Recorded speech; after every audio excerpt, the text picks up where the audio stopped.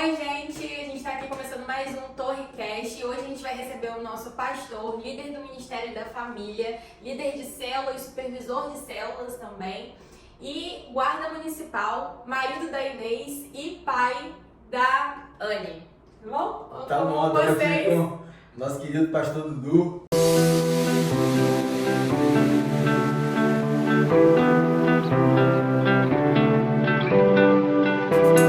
Coronel, seja muito bem-vindo aqui. Uma alegria de estar recebendo o senhor aqui no nosso TorreCast. Amém. E eu queria começar perguntando ao senhor, a gente já se conhece há muito tempo, né? Mas tem coisa que aqui é muito bom que a gente fica sabendo da vida da pessoa que a gente não sabe. Por exemplo, o senhor é nascido em Campos, aonde o senhor nasceu? O senhor é criado aqui mesmo, em Campos, o senhor é campista? De onde o senhor vem? Conta a sua história pra gente. Bom, eu sou nascido em Campos, né? Minha mãe, sou filho de criação, mas tem minha mãe biológica. Por coincidência, as duas se chamam Josélia, a de criação. Mas o senhor foi criado pela sua mãe? A minha mãe de mãe criação. biológica? A de criação. Com quanto tempo o senhor foi entregue para a mãe de criação? Com 8 meses de idade. Ah, pequenininho.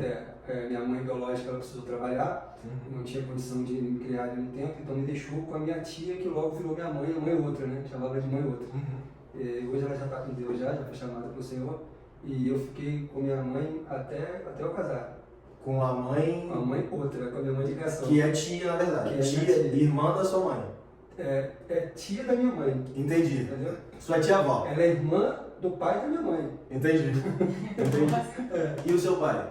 Meu pai, o biológico eu não conheço, Uhum. mas Deus me abençoou com meu pai de criação, que também já foi para a glória, que é o seu Davi, um homem abençoado e que me trouxe muitos valores.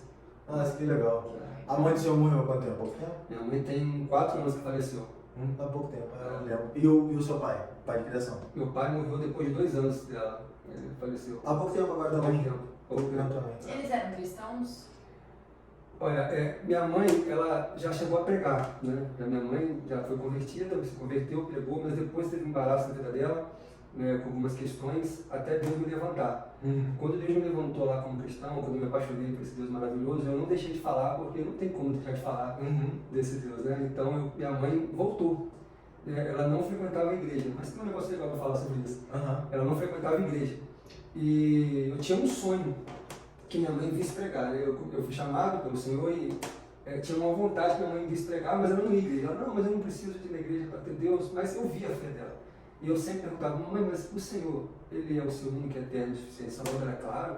Claro que é. Mas eu já tinha um sonho que minha mãe fosse me ver pregar. Então eu não conseguia ver a possibilidade daquilo, porque ela não iria lá onde eu estava, na Torre Forte, na época que eu estava na segunda, ela não iria na segunda. Então eu resolvi começar a orar por isso. Comecei a orar e orei. À frente da casa da minha mãe, do outro lado da rua, tinha uma casa e essa casa foi comprada por uma igreja. E ali foi construída uma igreja. E eu Na preguei frente da casa dela? Da casa da minha mãe, 4 passos da casa dela. E eu fui pregar na igreja e minha mãe me foi pregar. Que legal! Quando a gente ora, Deus até levanta a igreja.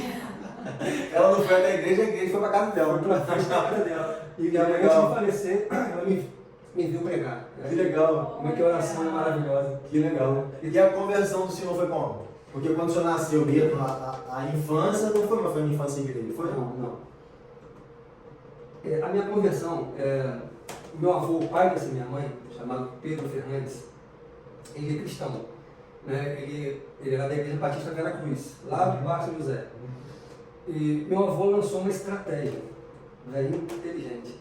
Ele queria que eu lesse a Bíblia, ele queria que eu me envolvesse, mas eu não queria. Aquela questão a gente não tinha, né? Creio que nós temos. O senhor tinha quantos anos? Eu tinha 10, 12 anos. E meu avô, ele aprendeu a ler na Bíblia. Meu avô aprendeu a ler na Bíblia. E a Bíblia dele é uma Bíblia desse tamanho assim, vermelha, capa grossa. E sempre a casa do meu avô ficava nos fundos da casa da minha mãe. Então, do corredor da nossa sala, dá para ver a porta da sala dele lá do outro lado. E eu sempre via meu avô com a Bíblia aberta, debruçado, com aquele óculos fundo de garrafa, e ele passava horas ali. E ele falou comigo assim uma vez, Dudu, se você vir aqui em casa me ouvir falar um pouquinho da Bíblia, eu te dou um biscoito. Cara, esse biscoito era recusável, porque esse biscoito quem fazia era minha avó Manuela, a esposa dele. E era muito gostoso. Eu lembro até um potinho que ela guardava num potinho redondo de lata, e era um biscoito muito gostoso. Então eu falava, cara, para eu ganhar esse biscoito eu tenho que ouvir. Então quando eu chegava na casa do meu avô, ele com a Bíblia, já tinha um banquinho de madeira e o potinho de biscoito estava lá em cima da mesa. Então eu sentava ali e ficava olhando para ele, com minha cabeça voando, interessado no biscoito, e ele lia com muita dificuldade, e ele lia aquela palavra e tal, quando ele parava de ler, quando ele via que estava bom, ele pode pegar o biscoito, eu pegava. Sendo que aconteceu que chegou um tempo que eu percebi que o tempero estava mudando. Eu não estava tão interessado mais no tempero do biscoito, eu estava interessado no tempero da palavra. Que legal. Mesmo com a dificuldade que ele estava contando. Ele contando e eu começava assim, será o que vai ser da próxima vez? Queria saber qual é a próxima história. De quem que ele vai falar? Será que vai ser Isaías? Será que vai ser Elias? Eu ficava aqui, meu avô contava. Até que um dia, meu avô foi convidado por Deus, foi chamado pelo Senhor, né, e nos deixou com 98 anos de idade. E minha mãe pegou a Bíblia dele, essa Bíblia enorme, e colocou na cabeceira da minha cama, no criado mudo da minha cama. E eu, hora ou outra, abria um pouquinho, olhava, abria outro pouquinho, olhava, até chegar o dia que eu li de capa a capa. E ali eu comecei a me apaixonar, me aprofundar, e fui para a igreja Veracruz, da onde ele estava. Lá eu aceitei Jesus, na igreja Veracruz, com o pastor Paulo. Hoje o pastor da igreja de Veracruz é o pastor Fernando Trindade? Não, esse é o pastor da igreja do Cidade de Luz. Essa Veracruz, é uma verde alta? É uma verde alta na Pereira Gomes. Sei qual é. Então eu aceitei ele e fiquei ali um tempo ali. Tinha quantos anos, mais ou menos, você tinha? Capitão, ali eu tinha, agora me fugiu, eu tinha, vou botar aqui, 20 anos lá, 22 anos. Mas eu sorri por conta própria. Eu ia por conta própria. Na verdade, a verdade, no cru, assim, Deus é muito estrategista, né? A Bíblia passou a ser uma novidade para mim maravilhosa, mas ainda assim a gente não estava convertido. Ele teve que aceitar. Sim. Aí o que aconteceu? Eu comecei a ir para lá, eu estava solteiro porque tinha muita menina bonita, né? A Igreja Batista é um lugar de menina bonita. Biscoito. E aí foi biscoito, depois foi menino. Eu era muito menina bonita. Só que aconteceu uma coisa comigo que foi marcante. Eu fui lá interessado das meninas e me apaixonei por um homem. Eu tô até hoje com ele. Até hoje eu tô com ele, não consigo saltar esse homem, porque eu sou muito apaixonado por ele. Me casei com ele. Eu sou muito apaixonado pelo meu noivo. Sabe? Então, depois disso ali, eu fui para a segunda igreja batista fazer uma visita. E me apaixonei pela segunda. Aí você se batizou na Veracruz? Não. Não se batizou não. Recebi um convite de um primo meu para fazer uma visita na segunda. Chegando na segunda, eu fui para a escola bíblica dominical. E eu lembro quem estava dando aula era a pastora Érica, esposa do pastor Clovinho. E ela falando lá, mas eu olhando aquilo, rapaz, essa menina sabe muito a Bíblia, cara. Eu sou apaixonado por ele. Ela falou da Bíblia, eu tô dentro. Com 20 e poucos anos. Aí eu fui, ouvi aquela palavra e falou, não vou sair daqui mais não. Aí eu fui lá, falei com ele ficar lá, que eu gostei muito de lá. E ali, depois de um tempo na segunda igreja, começou, né? Eu fui para a cela de Marcelo Coutinho. Conhece Marcelo Coutinho? Não. Fui para a cela de Marcelo Coutinho e fui super bem recebido. Tive o privilégio do levita da nossa cela ser o Moisés França. Pô, o cara muito abençoado, toca muito. E ali eu fui sendo tratado por aquelas pessoas apaixonadas por Jesus, eu cheio de espinhos. Cada célula que eu ia, uma espinha na retirada, até eu entender que eu não tinha que estar com espinho nenhum, porque todo espinho ficou na coroa de meu Deus. E me apaixonei cada vez mais, até que um dia Marcelo Coutinho falou, Dudu, se prepara que essa célula eu vou passar para você. Eu falei, como? Mas o senhor já era batizado? Aí eu me batizei com o pastor Davi Silva, teve um batismo. E continuei na célula, depois de 2 anos na célula, Marcelo Coutinho falou que ia passar a célula para mim toda. E eu fiquei assim, poxa, passar a célula lá. Na célula, né, tinha Marcelo Coutinho, tinha Jonelis, que eu já pastor lá, que era na célula. Eu faleci da Alessandro, e outras pessoas lá. O Alessandro era da nossa igreja também, faleceu na nossa igreja. Então, tive a honra de estar com ele, bem tranquilo, ele, né? Eu conheci muito pouco, eu acho que talvez eu devia estar uns 3 meses visitando a igreja também. Cheguei a ver algumas vezes que eu fiquei sabendo. É muito precioso. Mas eu acho que eu nunca conversei com ele assim. Só vi de vista mesmo. Era um rapaz que ficava calado quando falava que era certo. Então, depois desse tempo aí, Marcelo Coutinho passou a célula para mim e começou a ser. Eu comecei a realizar a célula lá em casa, mas eu mudei para a casinha do meu avô. Eu saí do meu quarto, fui lá nos fundos da casa da minha mãe. E ali a célula começou a acontecer. Era a célula na época, a célula Homem de Fé. Lá no seu avô lia a Bíblia. Lia a Bíblia. Lá no meu avô lia a Bíblia. Depois eu mudei do meu quarto e fui morar lá, morei sozinho lá. Né? E ali a célula começou a acontecer. E ali foi algo assim, que saudade, né? Maravilhoso. Porque chegou o tempo de ter 60 pessoas na célula. Nossa. Porque muitas. Uma igreja, né? Uma igreja, pessoas muito comprometidas. Lá tinha o pastor Jonelis, na época não era, o pastor Júlio, que é o pastor da igreja que tinha Canadá. Hoje o pastor Renato também, era Ronald, era Fabinho, enfim, era uma célula muito comprometida. E eu percebo que quando tem comprometimento das pessoas, isso agrada a Deus, que Deus é muito organizado. Sim. E principalmente no comprometimento. Então, as pessoas, quando nós estávamos ali, a nossa busca atraía as pessoas. Sim. Isso é uma verdade. Quando você busca de verdade, Sim. isso aguça a vontade das pessoas a estarem. Então, é interessante que eu lembro que é só homens na célula, né? E um dia nós estávamos lá naquele reteté que não tinha como fazer dentro de casa mais, estava fazendo no quintal, porque não tinha como. E eu lembro que uma vez nós estávamos ali, aí quando eu olhei assim, eu vi até um susto no muro da esquerda, com o cabelo branco. Eu falei, pô, que negócio é esse? Aí que eu olhei, quem tá aí? Aí uma senhora levantou assim, desculpa, eu tô aqui. Zaqueu, em cima do muro. Zaqueu.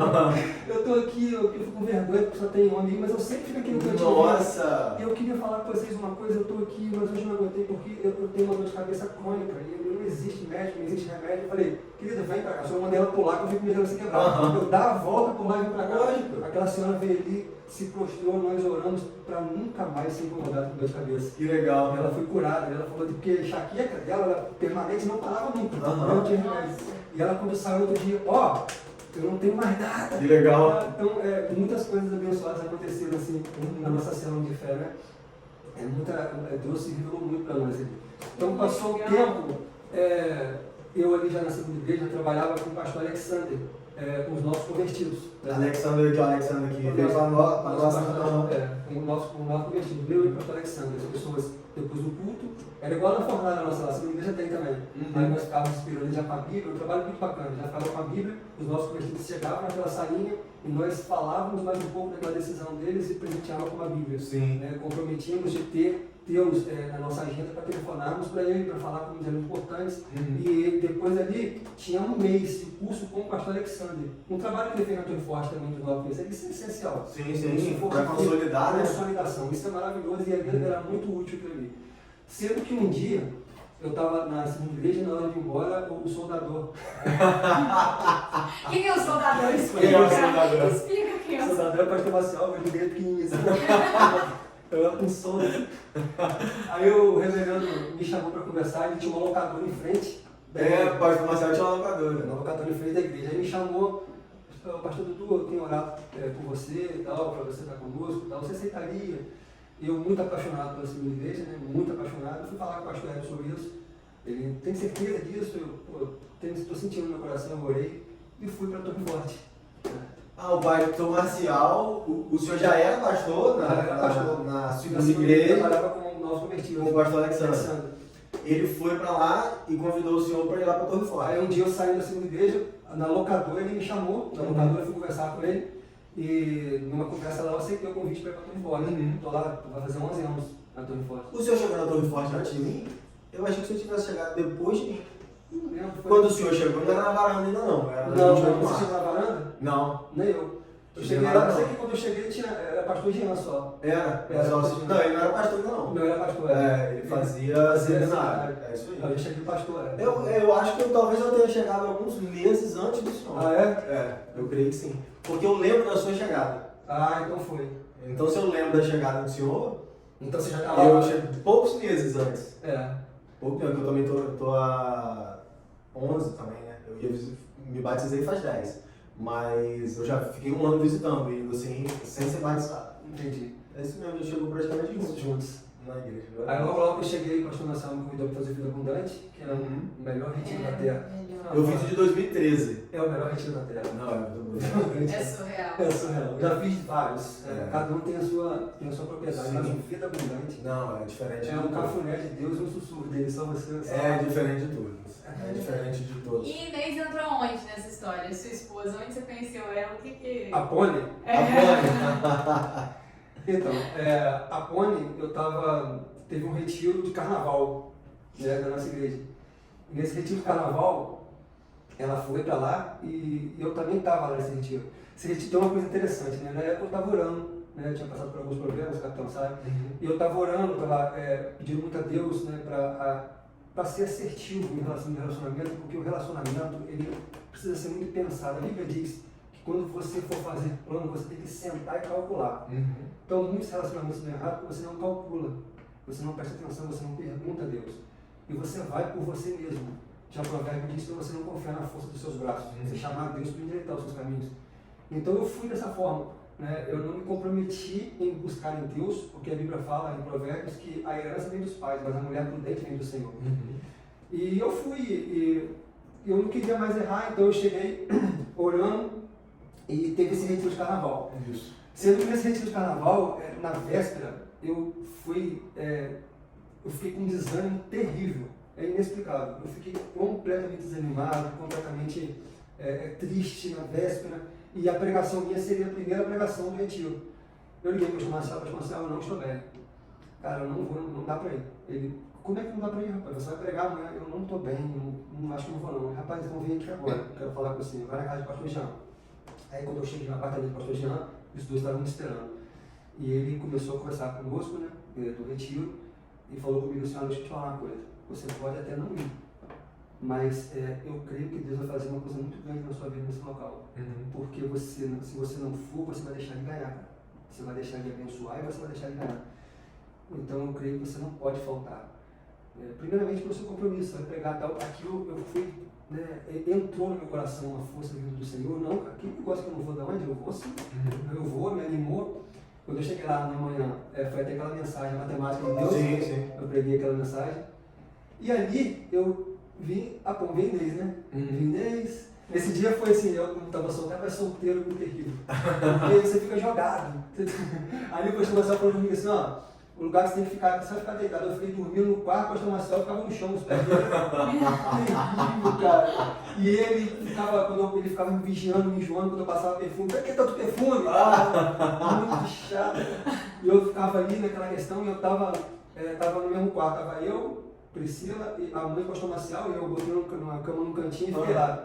Aí eu fui, todo mundo ali viu, né? Eu comecei a falar do interesse que estava tendo neles, e Priscila conversando comigo e tal, eu falei assim: olha, eu estou interessado, mas eu estou um pouco sem jeito, né? Mas eu não vou deixar de passar não. Porque eu lembrei que o pastor Marcelo falou. Que vim para receber uma dessa. Eu falei assim: cara, eu vou tirar essa vergonha de mim, vou ter que falar uma coisa. Então eu incorporei o Dom Juan e fui pra cima. Eu cheguei lá, estava embaixo, não sei se você lembra, que lá tinha umas tendazinhas com tal coisa de sapê. Lembro? Então eu falei assim: vou chamar ela pra esse canto ali longe, vou falar ali. E cheguei ali e eu soltei o verbo. Eu lembro bem. O senhor foi muito requisitado nesse retiro, inclusive na detetização, porque até para matar alguns insetos, o senhor é convidado também. Meu Deus! Eu posso contar a história toda, mas tinha uns besouros, umas pererecas, umas coisas que apareciam, e as meninas chamavam para tudo para só o senhor para resolver, dedetizar meu quarto. Ela existia uma pessoa que é mais caro que você. Aí eu falei: mano, é só tocar. Não, a perereca está incorporada. Eu preciso que um pastor vá lá para resolver isso. Foi tangedor. Foi sensacional esse retiro. Você não perdeu a chance de falar. Não, tô aqui só lembrando. Fala alto, cara. Esperando a hora. E aí eu falei com ela, conversei com ela, e aí eu lembro que na época, quando eu voltei pro quarto, né, aí a esposa, a mãe do pastor Marcelo, muito sábia, né, falou, eu falei assim, falei. Aí eu falei assim: cara, mas eu cheguei aqui pertinho, não tem a Marília Pônio? Eu falei: não parece uma pônio verde, a pônio pequenininha, toda certinha. Aí a mãe do pastor Marcelo: mas cuidado pra você não dar muita grama, senão você assusta. Olha! Sensacional. Abre a cancela, deixa ela vir se alimentar. Olha. Mas não fecha a cancela. Eu falei, olhando aquela. Quando ela se alimentar, você não vai se preocupar em fechar, porque ela não vai sair mais. Eu falei: fica tranquilo. Olha, que legal. Aí a pônei tá, eu acho que a grama é boa. Que legal, que legal. Muito bom. Muito bom. E pastor, como é liderar o Ministério de Casados? O senhor é líder também do nosso Ministério de Casados, o senhor Inês. Como é liderar esse ministério, os desafios desse ministério? Meu capitão, o ministério, na verdade, todos os nossos ministérios são muito desafiadores, né? Porque é um comprometimento muito grande, porque tem a ver com o reino. E isso é muito comprometedor, a gente tem que estar muito ligado. Em relação ao Ministério dos Casais, que é o Ministério da Família, ele é desafiador porque ele abrange muitas áreas. Sim. O pastor Marcelo sentou comigo para conversar e falar: pastor, você não está liderando só casais, você lidera a família, então tem que se preocupar com os filhos, Sim, tem sim. que se preocupar com os solteiros, com os viúvos, com os divorciados, né? Então tem que se preocupar com tudo isso. Sim. Então ali eu tive o privilégio, a igreja pagou para mim um curso muito abençoado com o pastor Josué Gonçalves. Josué Gonçalves, né, que também junto com o Hernando Dias Lopes, sua fera, e ali eu aprendi muito com eles. Né? O Josué Gonçalves ele é o expert na família brasileira. Sim. E ali cada palavra é uma pérola. E ali eu fui aprendendo com ele e isso abriu minha mente. E como que é importante, né, a gente estar com pessoas que sabem mais, né, pessoas que buscam o reino, você aprende muito. E então eu percebo que o desafio maior é esse, você tem que se preocupar com tudo, é desafiador. Sim. E eu também faço parte de uma família, e toda família tem as suas questões, suas barreiras, tem suas questões. Né? Então o que eu percebo é que, acima de tudo, eu tenho que estar completamente dependente do Senhor para que eu possa seguir com um plano de desenvolver um bom trabalho aqui no meio da família Torre Forte. Sim. Tem que estar com ele, buscando dele, né, em oração, em busca da palavra, em sensibilidade para saber o que o Espírito Santo quer. Sim. Isso é uma coisa muito importante para todos nós, líderes do ministério, é a sensibilidade, porque às vezes a gente quer pregar uma coisa, mas será que Deus quer que você pregue isso? Por isso nosso ouvido tem que estar atento, o que o Senhor quer que eu pregue? Às vezes Deus fala com você através de uma formiga, como já aconteceu comigo. Em Macaé uma vez, passando por uma dificuldade muito grande, eu estava em pé, e todo mundo já deve ter visto isso, quando eu olhei para o chão assim, eu vi aquele rastro de formiga. Né? E nisso eu vi uma pequenininha levando uma folha que era 5 vezes maior que ela. Levando sem parar. E eu olhei aquilo ali, rapidamente fui para a internet pesquisar e eu percebi que é como se ela estivesse levando um ônibus, né, o peso dela, não sei quantas vezes mais, era como se fosse um ônibus. É o animal mais forte do mundo, né? A formiga. Aí então Deus falou comigo, meu filho, olha a força que eu dou à formiga, por que você está fraco? Se você é a coroa da criação, aquilo, aquilo me encheu. Então Deus fala com você, ele já falou com o Balaão através de uma mula, Deus fala com você, a gente tem que estar sensível. E nós, líderes do ministério, em relação do que levar, também tem que ter essa sensibilidade, né, de eu tentar falar de uma forma que as pessoas entendam, não da forma que está comigo, eu tenho que fazer entender. Jesus, o nosso Rei dos Reis, o Príncipe da Paz, ele falava através de parábolas, por quê? Para que as pessoas pudessem entender. Né? Então a parábola, você tentar levar a palavra de uma forma simples, atrai as pessoas. Porque o rei é simples. A prova que ele é simples é qual? Quem criou todos os animais da terra? Não foi Deus? Jesus não estava lá? É a mesma coisa? Nada foi feito sem ele? Então quer dizer que você que entende de cavalo, fala 3 raças de cavalo aí que são fera aí. Manga larga, par de milha, árabe. Jesus entrou em Jerusalém com quem? Jumento. Simples. Simples, Nossa, poderia entrar com Poderia. simples, o animal mais desconfortável para andar. Então ele traz a simplicidade porque a simplicidade atrai, porque ele é simples, todavia poderoso. Muito bom. E você acha que você liderar agora o Ministério da Família, isso impactou na sua família de uma forma positiva mesmo, né? Trouxe mudança, aprendizado para você, assim? O que você recorda de ter mudado, de ter aprendido algo dentro do Ministério? Sim, impactou sim, em 2 partes. Impactou também em vigiar mais, porque você viu um alvo muito grande, né? Satanás ele trabalha 25 horas por dia para destruir o líder que está fazendo alguma coisa no meio da igreja. Um alvo, eu costumo dizer que quando o diabo ele vai atacar uma pessoa, ele vai com canivete, mas se for um líder, ele vai com fuzil, ele vai com artilharia pesada. Infelizmente, ele tem a organização dele no inferno. Sabe? Então, ele sabe que atacar de uma forma mais abrupta. Então, é algo que eu tenho que vigiar muito mais do que antes. Claro que sempre tem que vigiar, mas eu vigiar muito mais, porque ele faz de tudo para você perder a sua propriedade.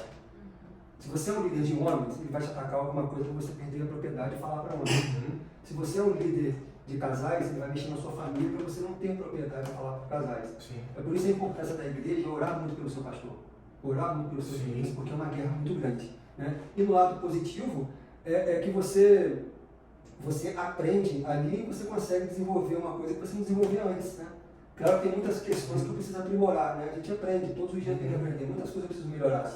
Mas coisas que eu não fazia antes, que eu fazia antes, eu não faço mais, que eu já vejo. É porque eu estudo ali e vejo, não posso fazer assim, tenho que renunciar mais. Nem sempre é fácil renunciar. Tenho que renunciar, eu posso fazer de outra forma, falar de outra maneira. Enfim, é um tempo, uma vida de aprendizado. Eu me lembro que pastor Jean, né, que é o meu discipulador, ele sempre falou muito comigo para eu buscar ter autoridade em todas as áreas. Justamente por isso, porque às vezes tem uma pessoa, ela tem autoridade em família, ela tem autoridade em várias áreas, só que a vida financeira é péssima, desorganizada e tudo. essa pessoa nunca vai pregar sobre finança, nunca vai estar falando bem sobre a parte financeira por não ser uma pessoa que tem autoridade naquela área ali. Então, como é importante realmente, ele sempre me dava esse conselho, de ter autoridade em todas as áreas, na área da família, na área financeira, de todas as áreas buscar ter autoridade, para que a gente possa pregar em todas as áreas. E não ser um líder, um pastor Limitado. que alguma coisa eu não prega, eu não posso pregar sobre isso porque eu não tenho moral para estar falando sobre isso. Dessa importância realmente da gente tá buscando autoridade. O inimigo das nossas almas ele é muito covarde. O objetivo dele, né, para nós que estamos no aprisco, é tirar você do aprisco para te enfraquecer lá. Então, na maioria das vezes eu percebo que ele tira a sua autoridade. Tirar a sua autoridade eu pregando não é tão fácil para ele. Né? Agora, quando eu estou fora, ele é covarde. Exatamente. Porque ele te enfraquece, mas você já não vai mais com aquele. Exatamente. Sabe? Então, o que eu quero dizer isso? A gente tem que ter muito cuidado com o nosso cotidiano, com o tempo, nós não estamos ali. Né? Tem que ter muito cuidado, principalmente no nosso serviço. Não é querer radicalizar, mas eu acho que tudo tem tempo para todas as coisas. Você às vezes trabalha no meio de pessoas que não comungam da mesma fé que você. Mas quando você vai para lá, claro que com respeito por todos, mas você tem que ir com a intenção de temperar e não ser temperado por lá. Porque senão você perde a propriedade. Sim. Se as pessoas estão lá e falam de um jeito, você não pode tentar entrar e falar lá só para você ser legal e descolado. Sim, com certeza. Eu não estou aqui, eu vou falar também igual a isso, porque eu quero ser descolado, eu quero ser descolado com Cristo. Sim, com certeza. Eu quero estar com Ele. Sim. Entendeu? Então, sem ser antipático, que a Bíblia fala que aquele que quer ganhar uma tem que ser sábio, porque antipático não é sábio. É estar ali, mas sempre deixar alguma coisa, né? Exatamente. Não levar, sempre deixar alguma coisa. Exatamente. Não levar que eu falo assim, claro que você pode aprender com todos. Mas não levar aquilo, você comer um peixe, jogar a espinha fora e comer a carne. É isso aí, perfeito. Pastor, o senhor também trabalha na Guarda de Macaé. Como que, eu sei que o senhor tem várias histórias de cura, e eu queria que o senhor falasse sobre isso, contasse alguma história de cura e assim, como é estabelecer o reino, não apenas no ministério pastoral, não apenas na família, mas no nosso trabalho também. Eu sou bombeiro, eu sou guarda municipal, como estabelecer o reino nesses locais? Como que o senhor enquanto cristão, no seu serviço, no dia a dia, lá na sua rotina, na guarda? Nós que usamos farda, né, eu creio que antes de botarmos a farda, já tem que estar com a farda do Espírito Santo. Assim. A gente antes de colocar, né, é um comprometimento. E foi exatamente o que eu falei aqui antes aqui. O que acontece? A gente tem que ir sabendo que nós temos que temperar, nós temos que influenciar, mas não sermos influenciados de uma forma bem estratégica para você não perder a pessoa. Então eu trabalho com todo tipo de pessoa, né? Pessoas maravilhosas, mas as pessoas que não enxergaram o que nós enxergamos, e um dia vão enxergar em nome de Jesus. Em nome de Jesus. Né? Mas o que eu faço? Nós que somos líderes, o crente, ele é a primeira Bíblia do ímpio. Antes da pessoa abrir a Bíblia, ele vai olhar para você. Você reflete Jesus. Então é uma periculosidade de você frustrar uma pessoa antes dela botar a mão na Bíblia. Porque, é claro que nós somos falhos, que nós erramos, mas tem que ter essa consciência. Sim, sim. A Bíblia fala que, não é que eu não erre não, gente, Claro. A Bíblia fala que nós temos que fugir da aparência do mal. Então, qual é a minha preocupação nisso que você está falando? De eu não entrar em qualquer conversa, não por ser melhor, porque eu tenho um propósito. Eu tenho que levar a conversa do reino. Sim. Então, se eu entrar em qualquer coisa, ou às vezes compactuar com qualquer coisa, eu perco minha propriedade de falar daquele que é santo. Entendeu? Então, a minha alegria é lá em Macaé eu ser reconhecido como pastor. Né? Eu não faço isso para mim, me exaltar de forma nenhuma, Deus sabe no meu coração, mas é uma segurança que eu tenho. Sabe qual é o perigo do cristão no serviço? É quando o cristão é 007, escondido. Sim.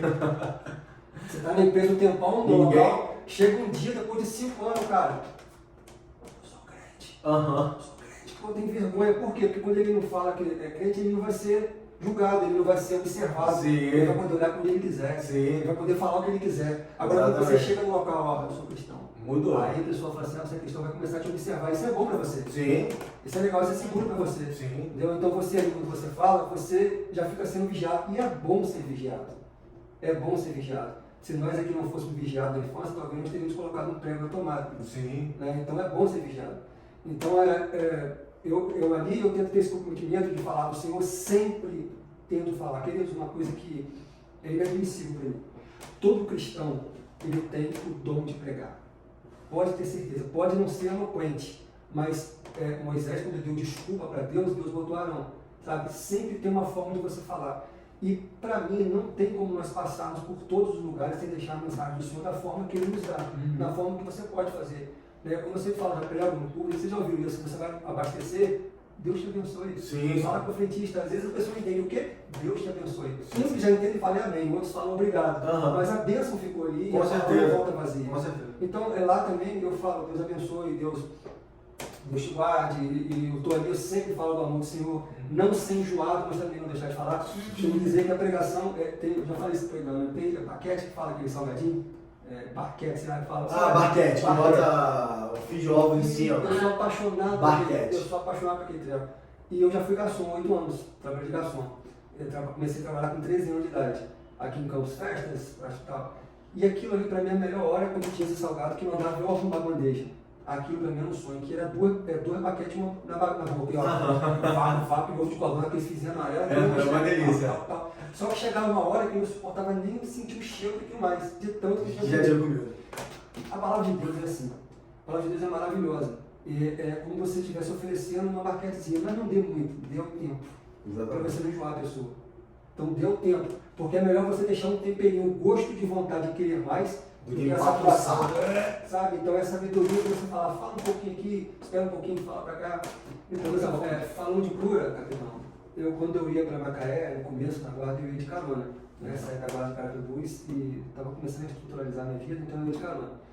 E eu já tinha isso na minha mente, né? De falar do amor de Jesus. Porque todo mundo gosta de falar de alguma coisa, eu gosto de falar de Jesus. Mas eu tinha essa preocupação, eu vou falar até o tempo, tudo tem seu tempo, até para falar a palavra de Deus. Né? A Bíblia fala falar em tempo e fora de tempo, mas com sabedoria. Sim. Então eu chegava e falava, entrava e conversava, Deus abençoe, e ali no desenrolar da conversa eu pedi oportunidade a Deus para que eu pudesse falar do amor dele, falava ali, quando eu via que tocava, eu calava. E às vezes a pessoa não pode continuar a falar. O que aconteceu? Eu falava, e um dia eu peguei carona com um rapaz com uma carreta, né, que estava indo para Macaé. Eu peguei em Campos indo para Macaé. E ele estava muito agitado. E aquele dia eu não estava bem. Era aquele dia que a gente não acorda bem, a gente não sabe por quê. Não estava muito legal. Só que quem pega a carona tem que falar. E eu não falei, puxa, eu não quero falar com esse cara. Não quero falar nada, vou ficar quietinho. Normalmente quem dá a carona quer conversar. Quer conversar, às vezes você não quer falar com ninguém. Aí eu tô sentado e assim, eu falei, cara, eu vou deixar essa palavra entrar aqui, vou deixar sair por aqui hoje, vou fingir que eu não tô bem. Cheguei, abençoei ele falando, correndo muito, eu tava 120 por hora. E eu tava meio anestesiado, ele falando. Ele foi percebeu. Aí eu fui, quando percebeu, ele começou a falar, não sei o que de esperança. Eu fui dando para olhar, que é esperança? Ele, você tá onde, cara? Aí eu, tô aqui, cara, tô falando com você da minha situação, cara. Tô falando com você que eu tenho todo o dinheiro. Aí eu fui, caramba, vou tirar o carro daqui. Aí, pô, tô falando com você, eu tenho todo o dinheiro, eu tenho tudo que o dinheiro pode me dar. Pô, eu tô no topo da Petrobras, eu tenho casa em todo quanto lugar. Pô, já fui para todo quanto lugar, mas eu tô infeliz, eu tô sem esperança. Mas por quê? Porque a minha esposa está com câncer. E ela está com câncer e não existe nada que eu possa fazer mais. Eu já levei para tudo quanto é lugar e as coisas não adiantam. Aí ele sempre me disse assim, eu queria te falar uma coisa, eu tenho um amigo meu que ele pode curar o câncer da sua esposa agora. Aí o carro de 120 foi para 80. Ele foi, olha aqui, brinca comigo. Não brinca não, porque eu estou falando uma coisa muito séria. Eu falei, não estou brincando com o senhor não, eu creio que meu amigo pode curar a sua esposa agora. E quem é seu amigo? Meu amigo é Jesus. Jesus, eu creio que ele pode fazer isso. Sem dúvida, ele foi. Rapaz, eu até admiro a sua fé, eu não consigo enxergar muito não. Mas, então fala o seguinte, então você ora por isso. Aí ele foi, pegou assim o compartimento do carro, assim, deu o cartãozinho dele, você olha, vamos entrar em contato com o outro. Você não, eu vou orar agora para sua esposa. Eu vou orar agora para sua esposa. E Macaé também, quando eu chegar lá, eu vou lá na capelania e vou orar também. Aí eu fiz uma oração simples, né, que todo homem de fé e mãe de fé pode fazer. Sim. Porque chega no trono do Todo-Poderoso. Amém. E falei, pedi cura pela esposa dele ali. Cheguei em Macaé, orei também um pouco. Enfim, passou o plantão, 24, voltei para casa. Quando eu cheguei a casa, tomei um banho, no outro dia, e liguei o computador. Era aquele liguei o computador, e ali logo no e-mail, no começo, logo eu vi uma mensagem dele. Ele botou, tem esse e-mail até hoje. Eduardo, você não vai acreditar no que aconteceu. Mas naquele mesmo dia que eu embarquei, os médicos ligaram para mim para eu buscar minha esposa porque o câncer desapareceu. Que isso, sensacional. Isso é maravilhoso. Glória a Deus. Maravilhoso. Maravilhoso. Glória a Deus. Deus ele é muito acessível. E a torre certa para se levantar para ele é a torre de fé. Sim. Quando você levanta essa torre, você atrai. E ali foi curado. Então glorifica a Deus. Glória a Deus, sensacional. dessa estrada. Sensacional. As curas acontecem, né? Não ficou lá no Novo Testamento. Não ficou. Acontece cura o tempo todo, milagre mesmo. Os que creem. Tem que ter fé. Glória a Deus, glória a Deus. Meu coronel, pra gente finalizar, o senhor... O nosso é em 1 minuto. O senhor falou do novo logotipo, né? Isso. Do Ministério de Casais, que vai ser Família Torre Forte. Não, vai ser família forte. Família forte. Forte vindo de fortificado, de vindo estruturado. Família forte. Eu queria que o senhor deixasse agora uma mensagem para as pessoas que estão em casa de como ter essa família forte. Pessoas que estão nos lares desestruturados, pessoas que estão passando por problemas no casamento, divórcio, filhos, enfim. Como ter essa família forte? Como conseguir ter essa família forte? Bom, queridos, em Provérbios 3, versículos 5 e 6 diz assim, ó, confie no Senhor de todo o seu coração e não se apoie no seu próprio entendimento. Convida-o para os seus caminhos e ele endireitará as suas veredas. Um erro que o ser humano comete é ele tentar levar a vida com a força dos braços dele. E a Bíblia, que é a inerrante palavra de Deus, nos convida a confiar no Senhor e chamá-lo para o nosso caminho. Isso serve para a nossa família. Nós não temos nenhuma condição psicológica e física para deixar a nossa família estruturada. Não temos. Porque a família, o projeto família não saiu do nosso coração, saiu do coração dele. Sendo assim, nós temos que estar ligados com ele para saber como administrar de uma forma perfeita a nossa família. Porque ele é perfeito e nos dá a perfeição da administração. Sendo assim, a melhor coisa que temos a fazer é confiar a nossa família no Senhor, porque Ele sabe muito bem o que faz. Amém, sensacional. Meu coronel, amei o nosso Torrecast, fiquei sabendo um monte de coisa da vida do senhor que eu não sabia. A gente sempre fica sabendo da vida das pessoas que a gente não sabia. A história com o Inês foi muito boa. Foi muito boa. Eu não sabia, cara, dessa direção que a mãe do pastor Marcial tinha te dado. Falando comigo baixinho, com óculos na ponta do nariz e o olho assim. Dá, mas não dá muito não. E Fecha, cancela. Devagar. vocês espalharam aqui o apelido do pastor Marcial, né? soldador. Toda a igreja sabe quem é e por que é soldador. Reunião terça-feira, vamos falar. O soldador fica assim, O soldador. Não sei quando consegue andar aí. Queridos, esse foi o nosso Torrecast de hoje. Deus abençoe você, sua casa, sua família. Compartilhe esse vídeo, se inscreve no canal da nossa igreja e deixe o seu like. Deus abençoe. Até semana Beijo. que vem. Shalom. Tchau.